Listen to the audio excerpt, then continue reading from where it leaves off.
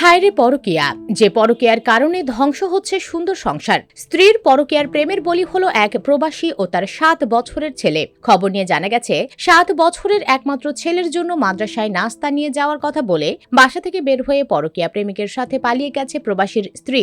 বিষয়টি এলাকায় ছড়িয়ে পড়লে ব্যাপক চাঞ্চল্যের সৃষ্টি হয়েছে। ঘটনাটি ঘটেছে বরিশালের গৌরনদী উপজেলার শরিকল গ্রামে। সকালে ওই গ্রামের বাসিন্দা কাঞ্চন শরীফের ছেলে ও দুবাই প্রবাসী মিরাজ শরীফ জানান, তিনি ও তার মা দীর্ঘ 16 বছর ধরে কর্মের সুবাদে দুবাইতে থাকেন। গত 9 বছর পূর্বে একই বংশের সিরাজ শরীফের মেয়ে শান্তা আক্তার মনিকে সামাজিকভাবে তিনি বিয়ে করেন। দাম্পত্য জীবনে তাদের আয়ান ইসলাম নামের 7 বছরের একটি পুত্র সন্তান রয়েছে। প্রবাসী মিরাজ শরীফ আরও জানান, চলতি বছরে তিনি ছুটিতে বাড়িতে এসে বিভিন্ন মাধ্যমে জানতে পারেন মোবাইল ফোনের পরিচয়ের সূত্র ধরে তার স্ত্রী শান্ত আক্তার মনির সাথে মুন্সিগঞ্জের শ্রীনগর উপজেলার মাইজপাড়া গ্রামের বাসিন্দা আমিনুল ইসলামের ছেলে আরিফুল ইসলামের পরকীয়া প্রেমের সম্পর্ক গড়ে ওঠে। ইতোমধ্যে একাধিকবার আরিফুল ইসলামের সাথে তার স্ত্রী শান্তা কুয়াকাটা ও বরিশালে একাধিকবার রাত্রি যাপন করেছে, যা তার স্ত্রী শান্তা অকপটে স্বীকার করলেও জীবনে আর কোনোদিন এ ভুল করবে না মর্মে উভয় পরিবারের সদস্যদের উপস্থিতিতে লিখিত মুচলেখা দেয়। পরবর্তীতে তারা ভালোভাবেই সংসার করছিলেন।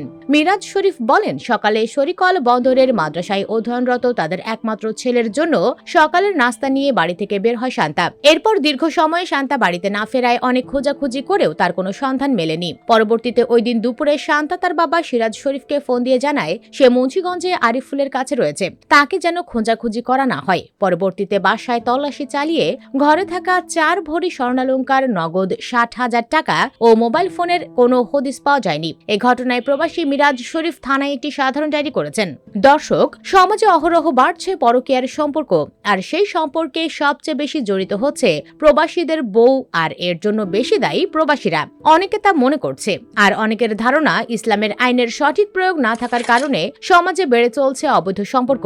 এইসব পরকীয়া রোধ করতে হবে, দেশে ইসলামের আইন প্রয়োজন।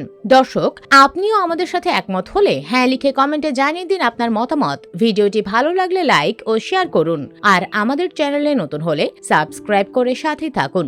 ধন্যবাদ।